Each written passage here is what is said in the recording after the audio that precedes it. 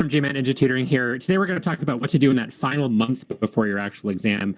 I'm here with two veterans of the industry, probably don't need introductions. Ryan Starr, Senior GMAT Instructor, Manhattan Prep, I think 20 plus years in the industry. Jeff Miller, Chief Operations Officer, Target Test Prep. You've seen him on these broadcasts many times. You're north of about 16 years now, I think, doing this, Jeff? Is that Number right ballpark? Yeah, right there. So by way of introduction, I'm going to pick on you first, Ryan. Tell us something that you've never said on YouTube before about your personal life. Who's the real Ryan? Give us something quick that we don't typically hear about you. Okay. I thought of something in this exact moment. I swear, Charles. Perfect. Not until Do it. I am a high school dropout. I dropped out of high school, and started teaching SAT and stuff right around then. So take that away, YouTube. You can do it too. I am also a high school dropout. Charles. Wow. And I later went to college. I dropped out to become a professional trapeze dancer. Jeff, your turn, and then we'll get into the... Yeah, try to be a professional trapeze dancer. I have something. I can't beat that, but I have a personal experience just from a couple hours ago. My cat jumped out our first floor window, and I thought she was gone. And I found her in the neighbor's shed 4 hours later. So the cat is saved. Her name is Ruby. She's here. She's alive. She's well. So I've never said that on any of these broadcasts because it just happened 4 hours ago. Wow.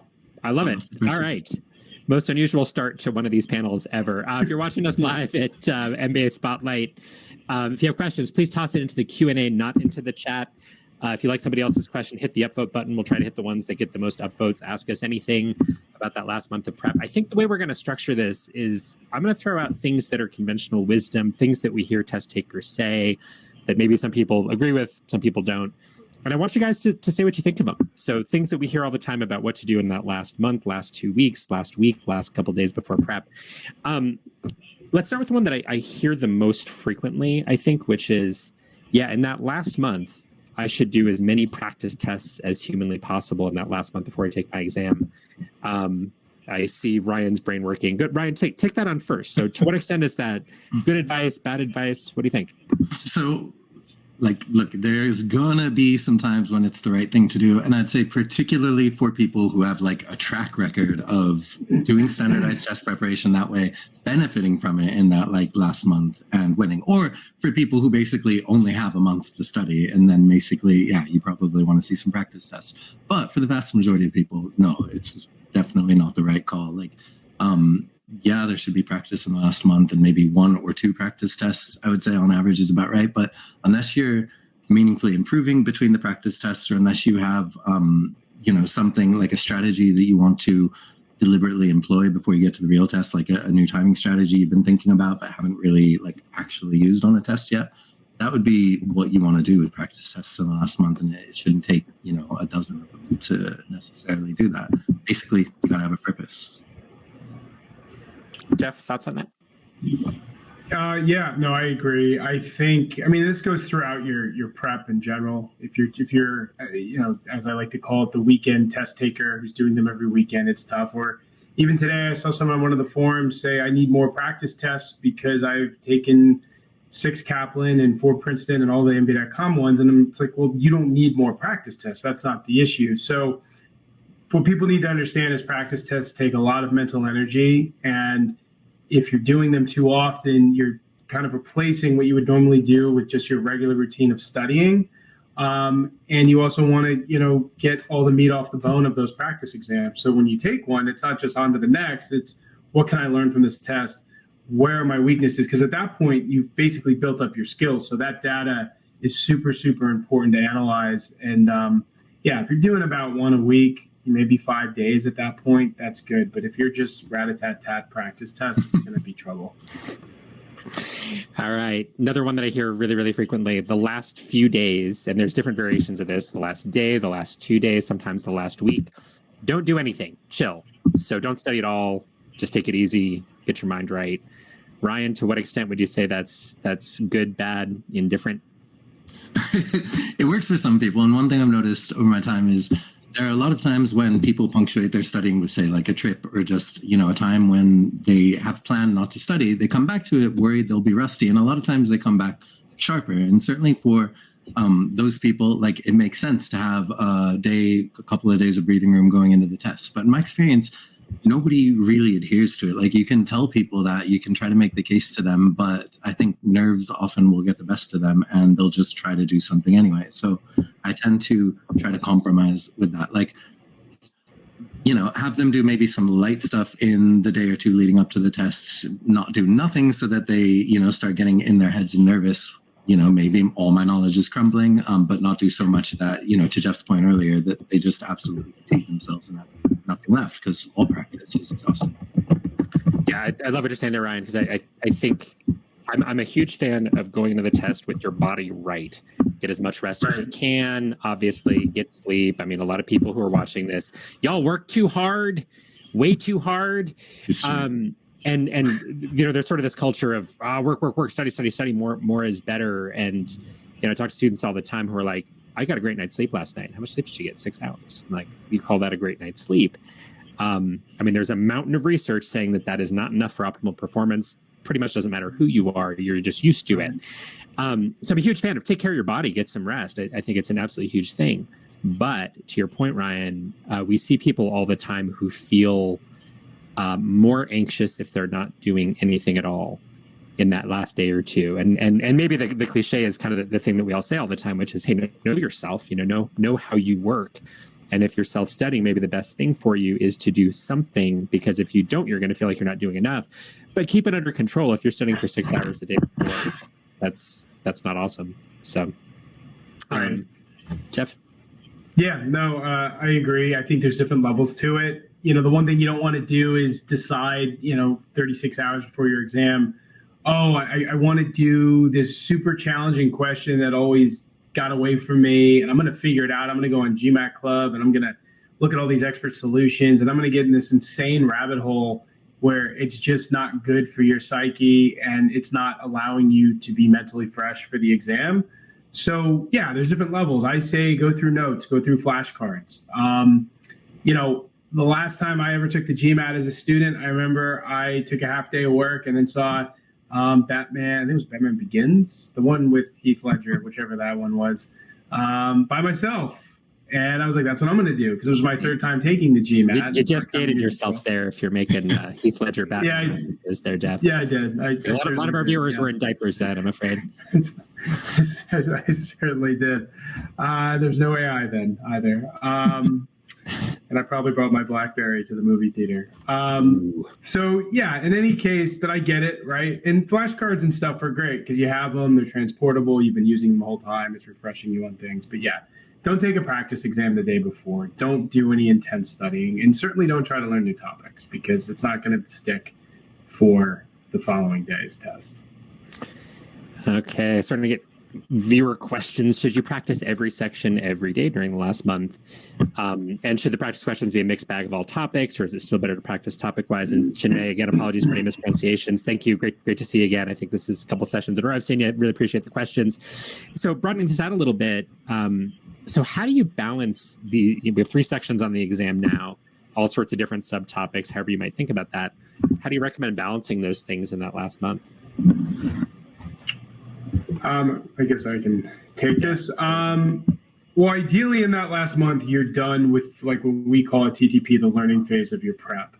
And that means you are ready to do these mixed sets, but it doesn't mean you do a set of 4 quant and 4 verbal and 4 DI in a row. I mean, I still think it's about practicing sectionally, right? So if you're going to do math, you still do a mixed bag of stuff in math.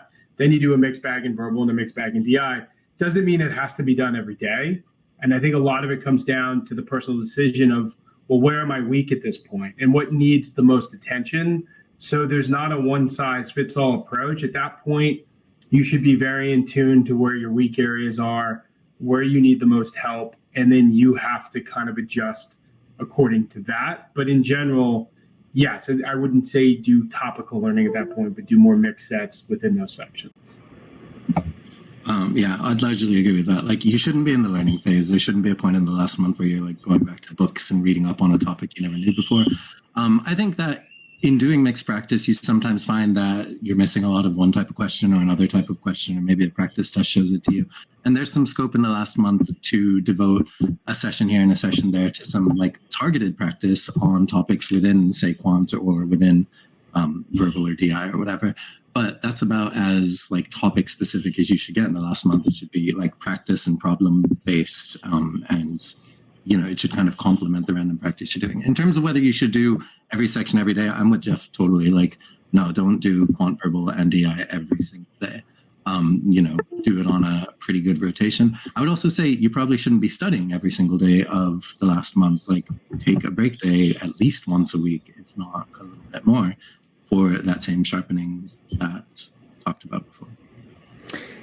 I love that this question is kind of the same thing we're talking about, but a little bit inside out. How do we get over anxiety about forgetting concepts during the exam, especially during the last month? Great question, Lauren. Thank you so much for this.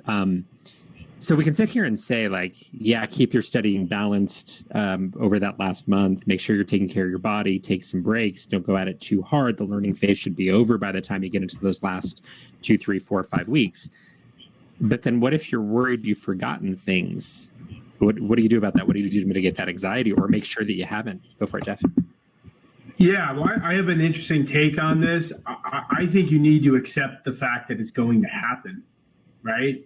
Like, you will forget stuff. And people always want to feel 100% set by the time they get to their test. Like, I have no weak areas. Everything is buttoned up. But the thing is, it's a cycle, right?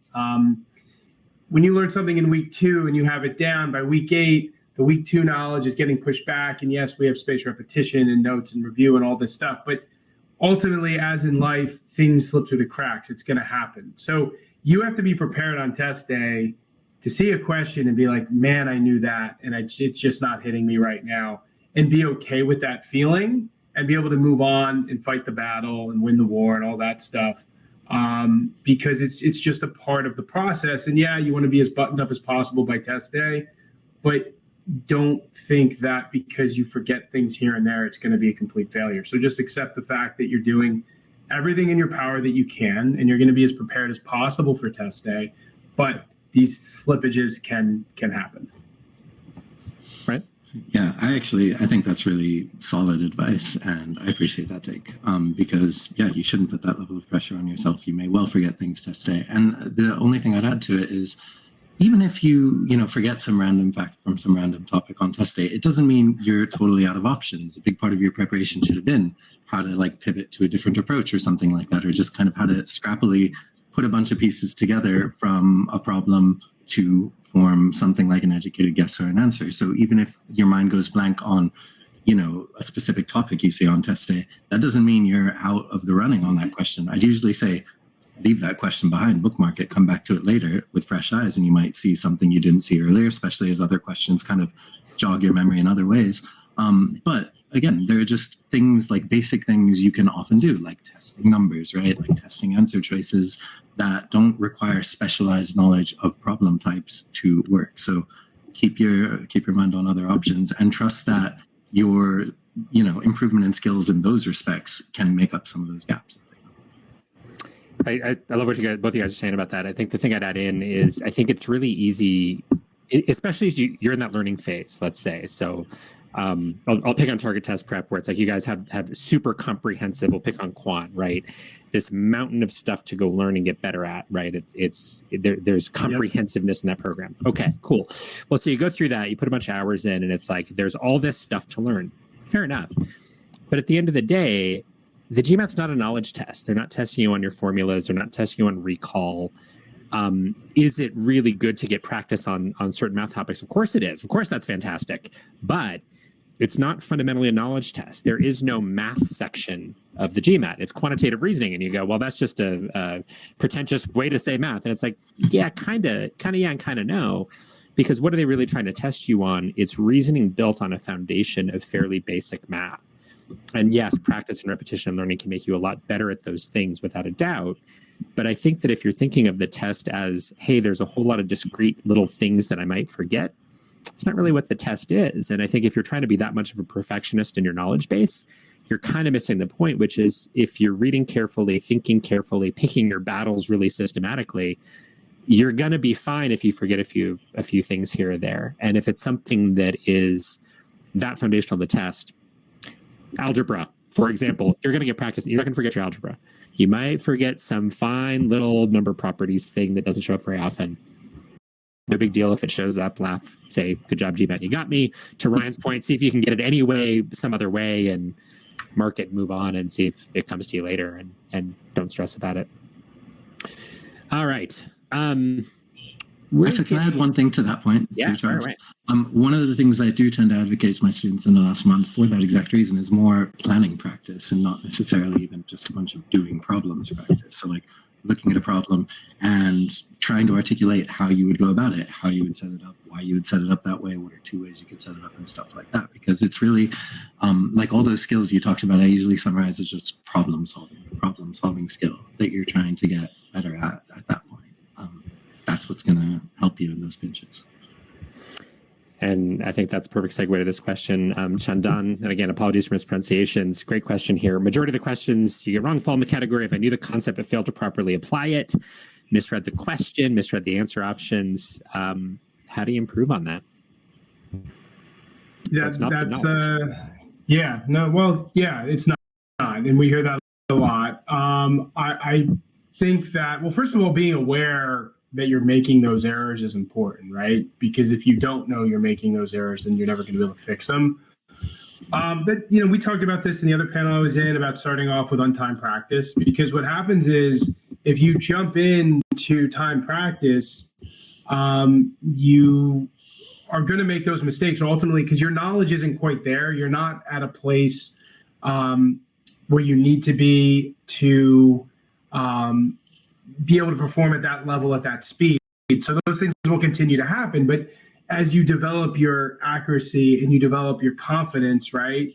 Well, then you can do things at a high speed. And then a lot of those mistakes don't happen. So I think the biggest key is starting off untimed. And then as your skills develop, start to incorporate more of a timing element in.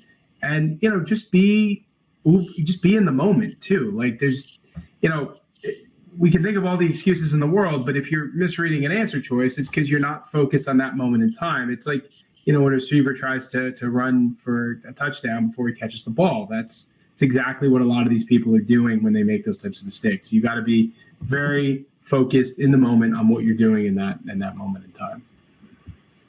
And I'd say also, look, a lot of people treat those mistakes as like, oh, whoops, or careless mistakes, or essentially leakage, like things you can't really do anything about. But no, it should be the opposite. Like you want to know when you're making those mistakes so that you can start to at least know when to slow down and pay more attention, or start coming up with countermeasures. Like usually, for instance, if your mistake is answering the wrong question, that probably happens more in certain question types than others. Like fraction and percent questions are pretty notorious for hitting you with a curveball toward the end, right? Or ratio questions and things like that.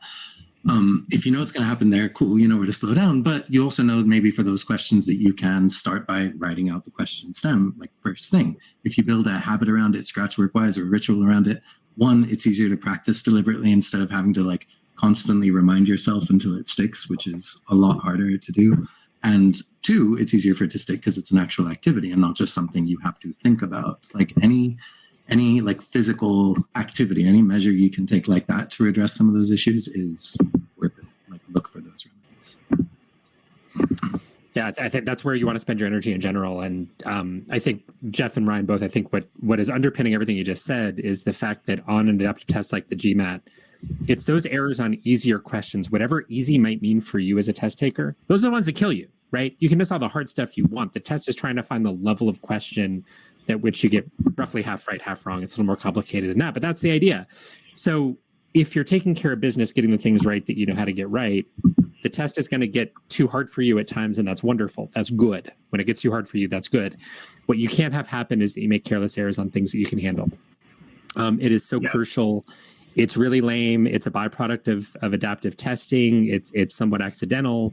It kind of stinks that there are so many people running around. I can guarantee that a huge chunk of people watching this have had the experience of, well, really the problem isn't their knowledge or their skills or even their reading ability, anything like that.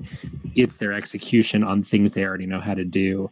And it's just a byproduct of computer adaptive testing. It's what happens as you start prepping. And as we're trying to talk about the last month of prep, that should be at the forefront of your mind. And I think to Jeff's point, yeah, early on, don't worry about the time pressure early in your studies, because what you want to be doing is developing really good habits, really good ways of doing things so that you don't make those errors, because they're harder to fix later.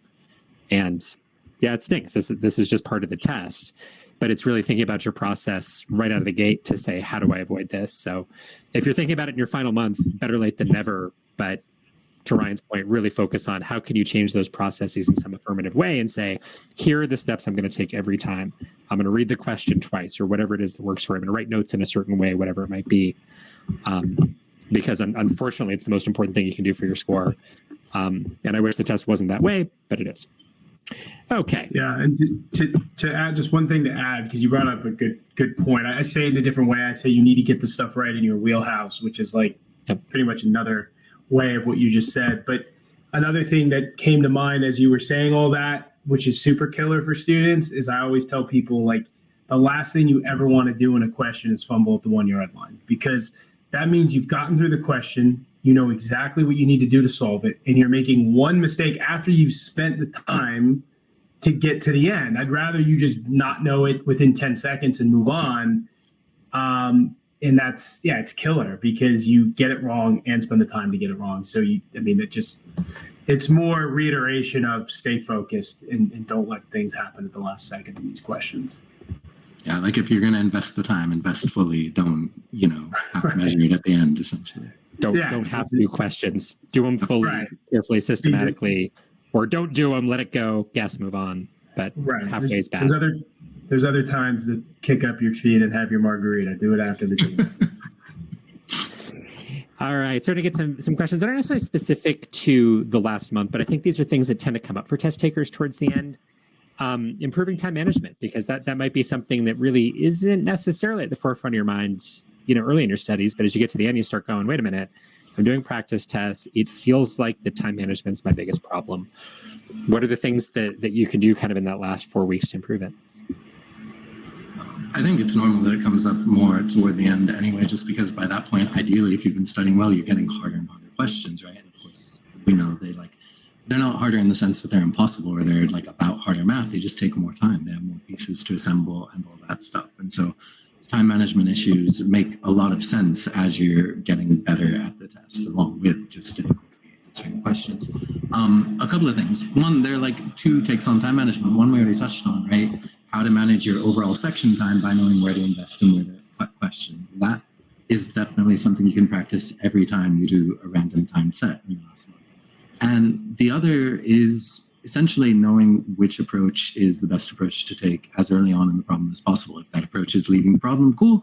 If that approach is algebraic, cool. If it's numerical, cool. But a lot of the hard problems partly get you to spend that extra time on them, because the most obvious approach, the one that's going to jump out at you is the right way to go, isn't often the absolute best approach, the most efficient approach to the problem. And so I usually advocate for students to be doing, at that point, by the time they're entering their last month of study, doing problems in two ways, at least on the quant side.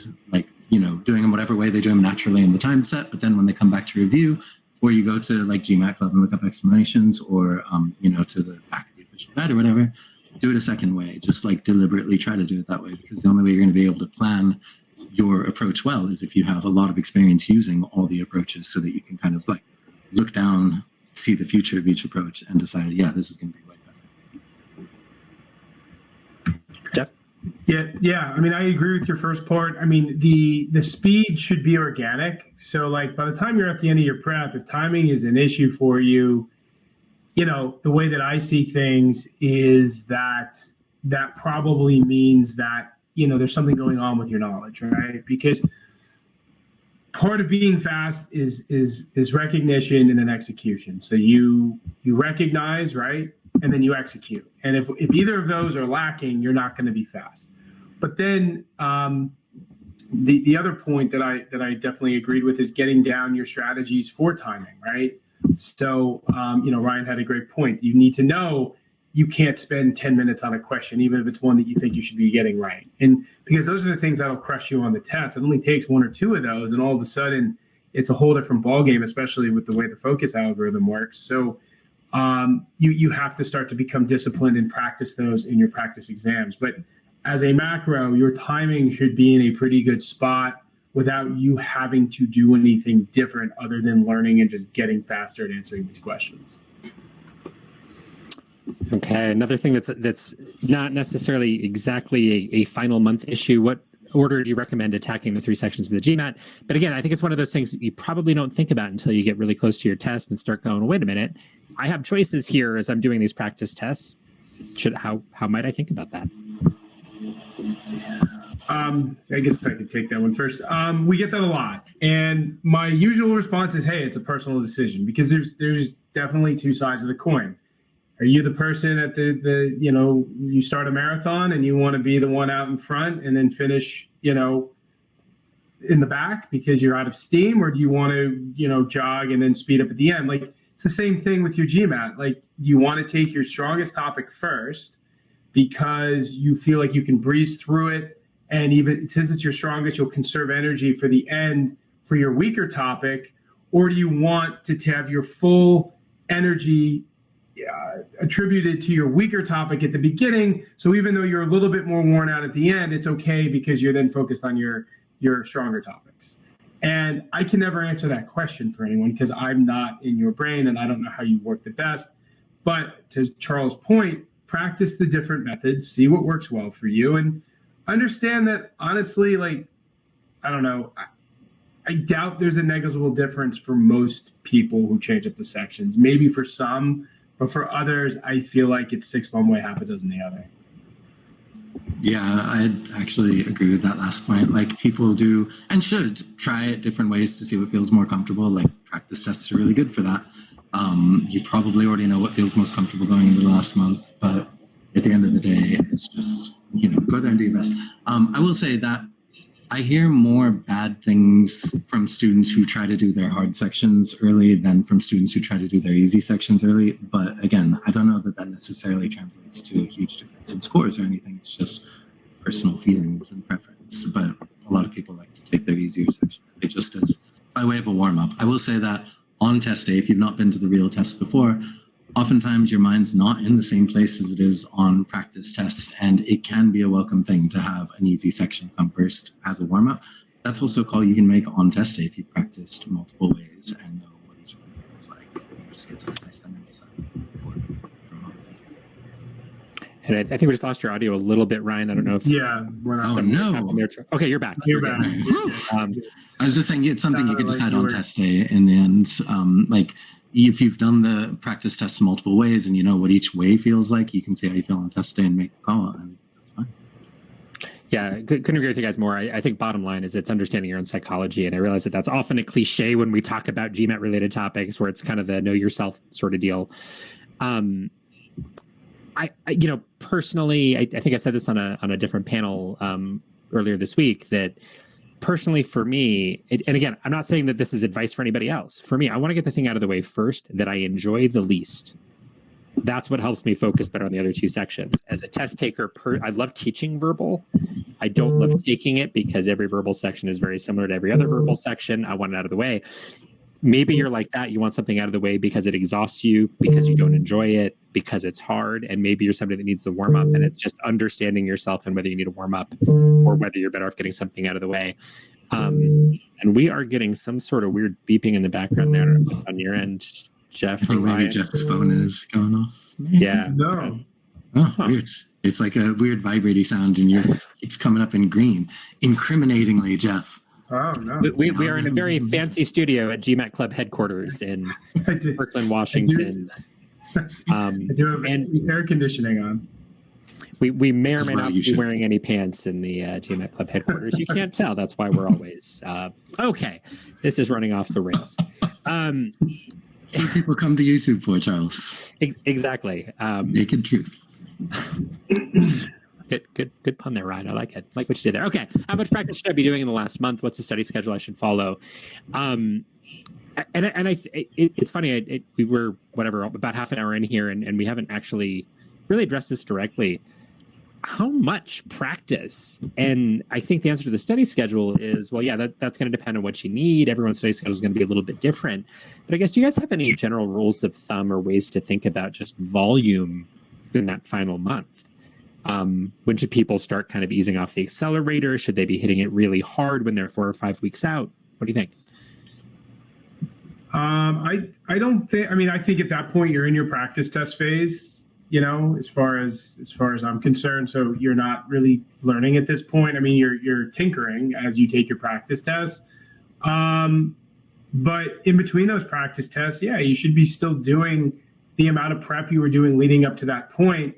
I mean, my recommendation for studying, which sometimes people look at me sideways on, which I don't think is that crazy because I look at what I did, is about 18 hours a week if you can do it. Where it's 2 hours on the weekdays and 4+ on the weekend days. And I know everyone has different situations, so it's not possible for all. But if that's the case, I would stick to that. And then, you slowly taper it down. In the last maybe 10 days, you're not doing things that are that crazy. But yeah, you should keep up your same level of prep because hopefully at that point you have a bit of momentum. Hopefully you've been giving yourself the breaks you need so you're not burning out. But yeah, I don't see any reason why things should change that dramatically in your last 5 weeks of prep. Yeah, I agree. I think the only exception would be if you feel some sort of burnout coming on at the level you've been at and you're entering that last month, then better not to burn all the way out, essentially. That's about the only time I'd say, yeah, taper off and you can still get some meaningful practice done even like that. Honestly, as long as each study session you're coming away from it with a couple of good takeaways, you're fine. But yeah, I agree with Jeff. If you've got momentum going, if you're in a study routine and it's working for you, absolutely keep it going. There's no reason that the last month should change. Right. Totally agree. Okay, we actually did a panel yesterday, I believe, on breaking through walls. So when you get stagnant with your score, I think particularly in that last month. So let's take a hypothetical here. Thank you so much for the question, Jonathan. I apologize. I'm going to take it for a little bit of a walk. So let's suppose that Jonathan's goal is a 700, and is stuck at a 655. So his goal is 705, let's say, and that test date's approaching. It's less than a month away. What would you suggest at that point? Because I think we all have sort of advice for, okay, how might you look at what's causing stagnation in general? But as you're that close to your test, is it a limited number of things that you could plausibly look at? Is it time to reevaluate that test date? What would be your advice for somebody who's, let's say, consistently 50 points away, closing in within 4 weeks of their test? I think, look, the 655 level is kind of where you're definitely passing from the have I learned all the knowledge I need to the this is a quantitative reasoning test phase of your study, right? It's really hard to get over that hump because the questions don't get new topics. You don't have to learn new topics at that point. They just get more sophisticated. And so come back to that problem. And to be clear, Ryan, this is a great score. I mean, I think 655 is right. Yeah, it's basically like what a 700, 710 used to be, exactly. Right? So it's an amazing score. If that's where you're stuck, you have a pretty good great shape. Yeah, no, it absolutely is true. And also, I should say, it very much depends on what your lowest score is or what your lowest section is. If they're all kind of at the same level and you're getting a 655, your approach is probably going to be different from if quant is your week one, verbal and DI are fine, or, any variation on that. But yeah, go ahead, Jeff. Yeah, I mean, I think this goes back to, it's a personal thing, right? Do you feel like you've maximized your ceiling on what you can do with the way you've been preparing, right? Have you been, it's kind of like back in the day when people with the old GMAT with sentence correction, and you're like, well, I use my ear, but the highest you could get was the 76th percentile, right? So it's like, well, then you got to tear things down to build them back up to get to the 90th if that's what you're looking for. Similar with your GMAT prep, if you've just been bombing through official questions and that's how you've done it, and that only gets you 655, well, you can self-analyze and be like, well, probably even though I'm pretty darn good at this, doing random questions is not allowing me to find granular holes and weaknesses and gaps and whatnot.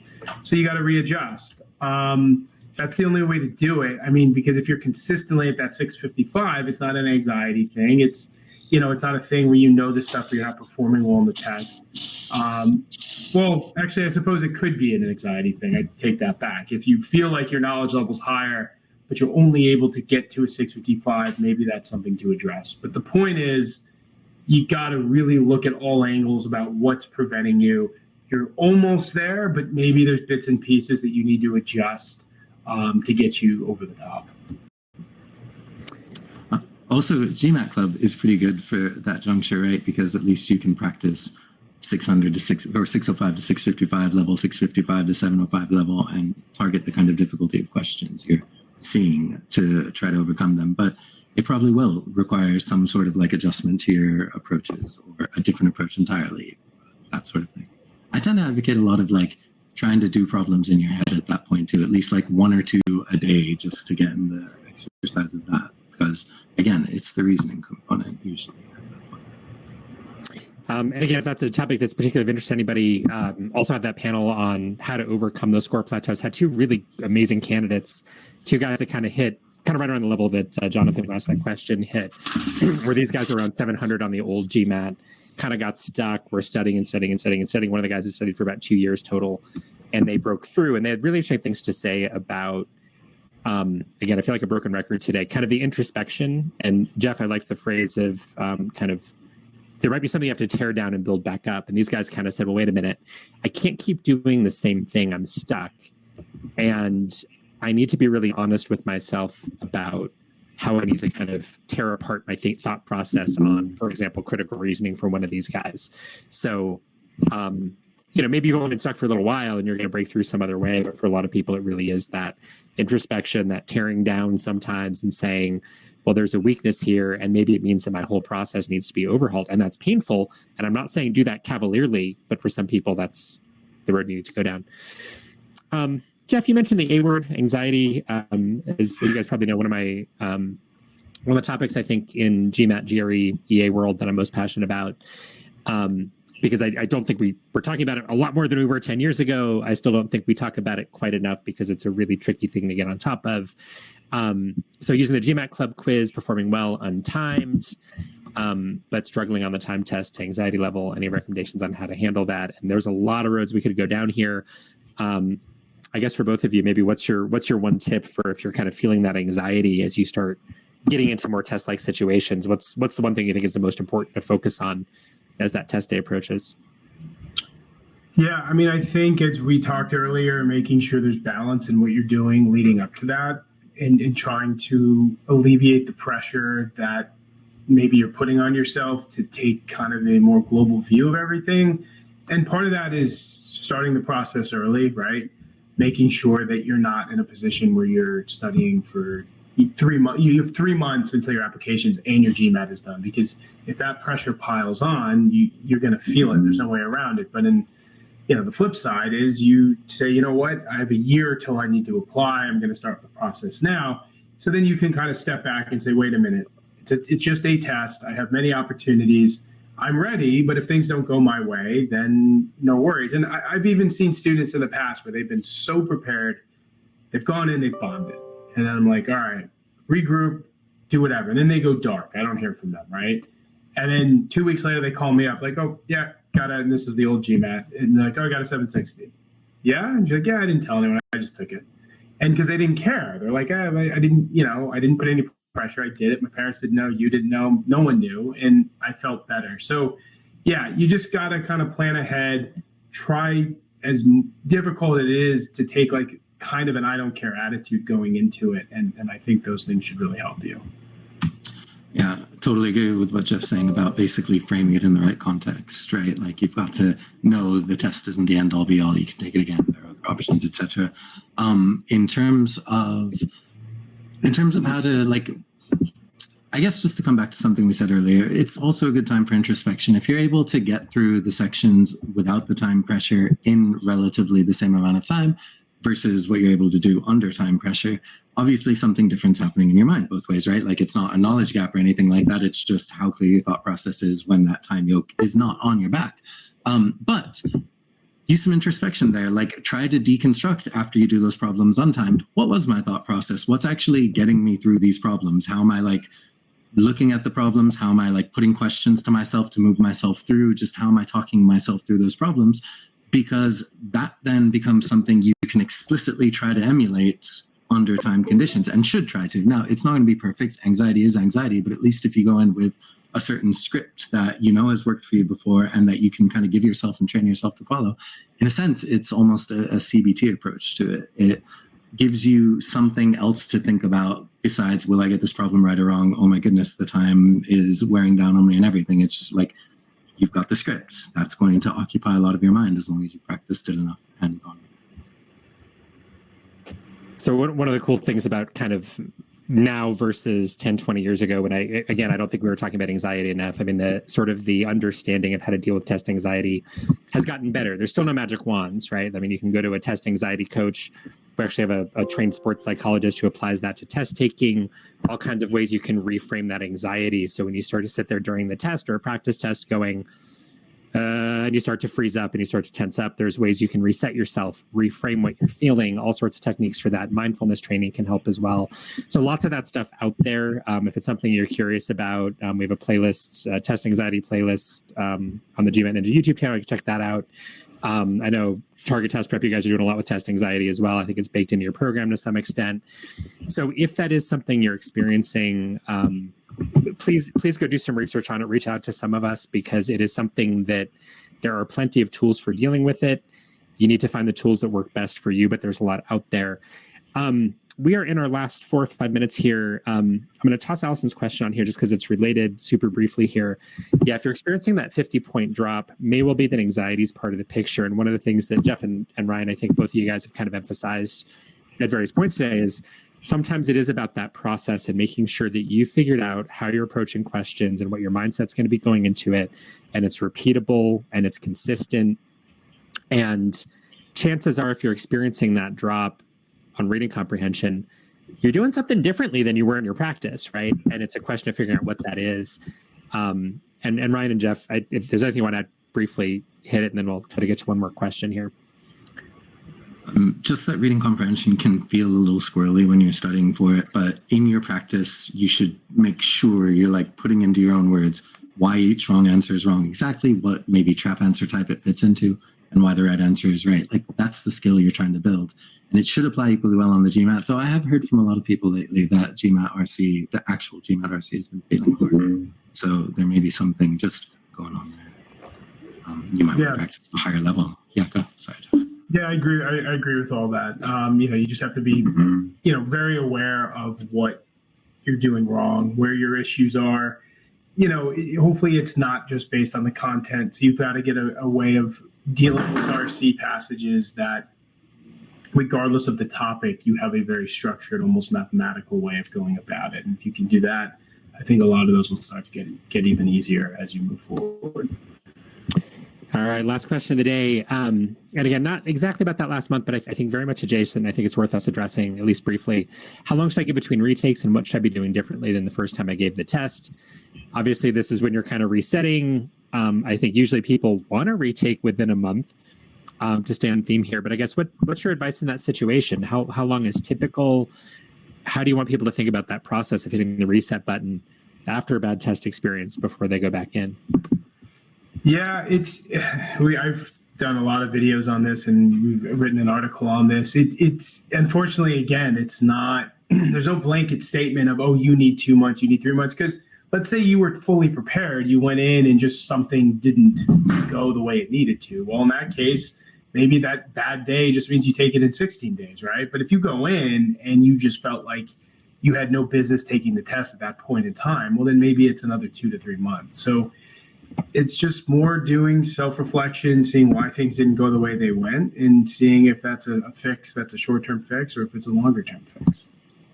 Yeah, totally agree. Like, I think some people, it's really common, and I'm sure you guys have seen it too, for people to go in, especially on their first real exam, and just have a catastrophe or just have something unexpectedly dip. And it seemed largely to be because it's the first exam. A lot of the times those same people, if they, for the EA, take the test like 2 days later, or for the GMAT, just go straight 16 days, they bounce right back and everything's fine. And again, you'll know if that was your case, if you just had all of a sudden like deer in the headlights when you got to the real test, or a sudden brain fog came over you when you got to the real test.